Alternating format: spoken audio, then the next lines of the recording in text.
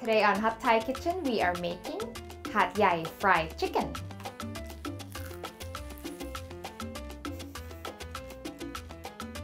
Sawadee-ka! Welcome to Hot Thai Kitchen. Today we are making fried chicken, but not any fried chicken. We're making the fried chicken that comes from my hometown where I was born and raised. So it's called ไก่ทอดหาดใหญ่ ไก่ means chicken, ทอด means to deep fry, and หาดใหญ่ is the name of my hometown. So ไก่ทอดหาดใหญ่ is now nationally famous. You can get them pretty much anywhere in the country. But today, instead of using larger pieces of chicken, I'm just going to do chicken wings because wings are more fun. So let's first take a look at our ingredients. 1.5 pounds of chicken wings, 3 tablespoons of soy sauce. I'm using Healthy Boy brand mushroom soy sauce, 1.5 tablespoons of sugar, 5 cloves of garlic, 1 to 2 cilantro roots, roughly chopped, half a teaspoon of salt, heaping 1/4 teaspoon of white peppercorns, which is equivalent to about half a teaspoon of ground white pepper, heaping 1/4 teaspoon of black peppercorns, which is also about half a teaspoon of ground black pepper, thinly sliced shallots, about half a cup, and 1/4 cup to half a cup of rice flour. So first we're going to deal with our shallots. Now, we're going to deep fry our shallots, and fried shallots is the must-have condiment. It's not ไก่ทอดหาดใหญ่ without the fried shallots. But before we fry them, we're going to dry them out first. So I've thinly sliced them, and I'm just going to lay it out on a paper towel, and we'll sprinkle a little bit of salt on them. You can be quite generous because we're going to dab out some of this. And what we're doing right here is we are trying to get out as much of the shallots water as possible, because the drier they are before you fry them, the easier it is to crisp them up. Things that are crispy means they're dry, and if they have a lot of water to begin with, they're going to take a while to fry and they might burn before they become crispy. So this helps. So the salt will help draw out the moisture. We're going to let it sit while we're doing everything else, and then when we go to fry them, we'll dab out some of that water. So now we're going to make the marinade for the chicken, which is quite simple but incredibly delicious. So we're going to start out with our garlic in there, and then I'm going to also add all the white peppercorns and black peppercorns. Now you might think this is a lot of pepper, and it is, and that's why it's so good. And we're also going to add our chopped cilantro roots. Now, if I've made this recipe before without the cilantro roots, and it's still super delicious. So if you can't find cilantro roots, just leave it out. Not a big deal. And I'm just going to pound it into a fine paste.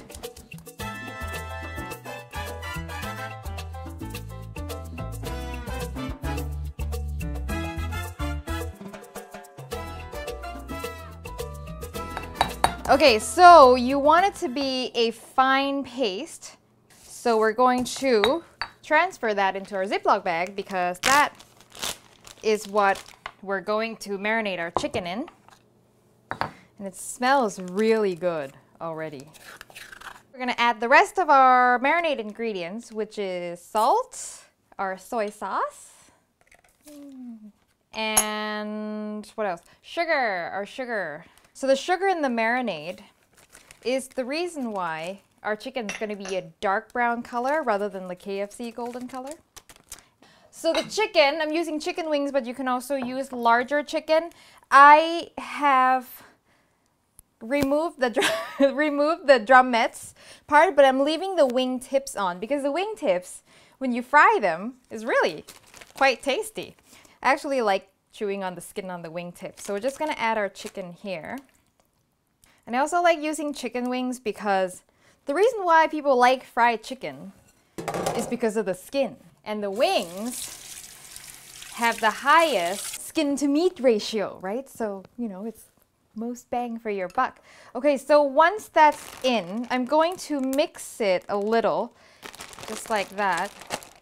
And I like doing it in a Ziploc bag because you get a lot of coverage this way for the marinade. And then I'm going to add some water. And the reason being, with more volume of the marinade, it'll cover the chicken more thoroughly. And it acts kind of like a brine, so as the chicken marinates, some of the water will actually go into the chicken, making it super moist and juicy. So there. See how now there is a lot of liquid, so when we let this marinate, it's gonna cover a lot of chicken and not just it's all gonna be on the bottom. So that's the purpose of the water. And we're gonna let this marinate for about 2 to 3 hours at the least. You can also do this overnight, but if you're going to do this overnight, I recommend cutting down the salt to about 1/4 teaspoon just so that it's not too salty. And halfway through the marinade, flip the bag so that the marinade goes to the other side. So when that's done marinating, we're going to go and fry them. Okay, so now we're ready to fry our shallots, but we're first going to take out all the water that it's given off during the time that it's been sitting. Now, if I had more time, it'll give off even more water, but it's better than nothing. Now, as you can see on this paper, it's taken out a little bit of water, and that's actually going to help out quite a bit when we go to fry them. That's all the water we don't have to try to fry off, right? So, and different shallots, by the way, will have different moisture content. I think the bigger the shallots are, the more moist they tend to be. So for this, small shallots actually work very well. We're frying it on low. If we fry it too high, there won't be enough time for them to dry off and crisp up. They'll burn before that. So you want it to be lazily frying all throughout the process until they're crispy. And it's better to air on the lower side than the higher side as far as heat goes. So if the bubbles are not bubbling right away like you normally do with frying, it's not a big deal. It's better that than to have it be too hot. Now, I've seen people even start them in cold oil and then heat everything up together. The thing about these is in the first few minutes, it looks like nothing is happening. But as soon as they start to brown slightly, they'll go from brown to burnt very quickly. I've burnt these so many times, so hopefully I don't do it right now. So it's very important to keep the heat under control, and it's very important to take them out before they reach that ideal brown color. They're going to be quite dark because there's sugar in them, so the sugar caramelizes into brown color. But just when you think, okay, a little bit more and it's perfect, take it out because the residual heat will keep them cooking. Oh, and keep stirring them because you want to make sure the heat distribution is even. This is why it's also very important to cut the shallots evenly. The most dangerous thing is to get impatient with them in the first few minutes and then turn up the heat to get them going faster, and then they'll burn. And as the bubbles are slowing down, that's also a sign that they're nearing the point where they're dry and crispy, because the bubbles is water coming out of the shallots as the water is evaporating. So when the bubbles are slowing down and your heat hasn't slowed down, that's when you know you're close. Okay, I'm pushing it a little further. Okay, that's it. I'm done. Come on. See how they're still, completely still now? That means there's no more water. That's a good sign that we've managed the heat well, that when it's done, it's at the right color and it's not bubbling anymore. Perfect. Whew.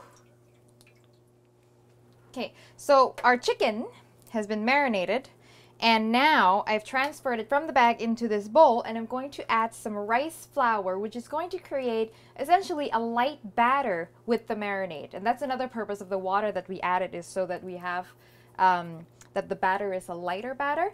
It's actually optional. Some vendors of Gai Tod Hat Yai doesn't use any flour at all. So it'll just be marinated chicken and you just fry that, which you could do. But I think the added flour actually helps crisp up the skin. But you know, whatever you want. It's about 1/4 cup to a half.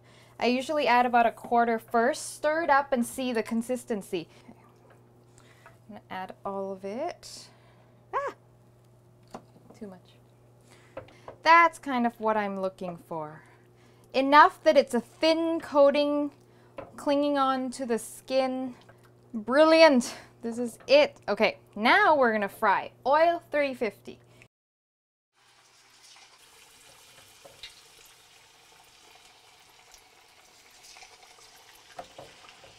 As per frying anything, Don't crowd the pan or you'll drop the temperature too quickly.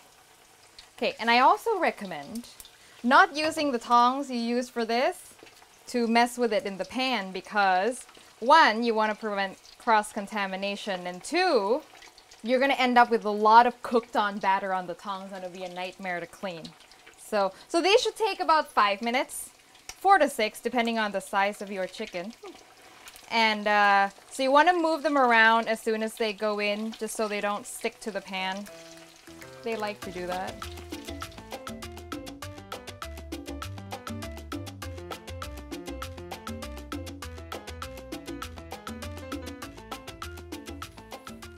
So here's our beautifully fried ไก่ทอดหาดใหญ่ Now to serve, oh, by the way, our shallots, just so you get a closer look, nice and beautifully golden brown and crispy. Okay, so now to serve, ไก่ทอดหาดใหญ่ is served a lot of times with sticky rice. So you want to get a couple of pieces on here. This is why I also like leaving the wingtips on. It makes it look a lot more elegant with stuff pointing everywhere. And we sprinkle the shallots, a whole bunch on the chicken, and then a little bit on the sticky rice. And the sticky rice is great for using it to stick the shallots in when you put it in your mouth. Now, dipping sauce, you're wondering what kind of dipping sauce for these. I personally think you don't really need dipping sauce for this. It's really quite good on its own, but if you're a dipping sauce kind of person, you can use the same one that I made for my shrimp cakes a couple of weeks ago, and I'll put the link to that episode in the description as well. And basically that dipping sauce is great for anything that's deep fried. And that's it! I hope you enjoyed the show and get to make these at your party or next event or at the Super Bowl, which is, I'm not sure when. But if you enjoy the show, please click to subscribe. And for a full written recipe, please visit hotthaikitchen.com. And I will see you next time for your next delicious Thai meal.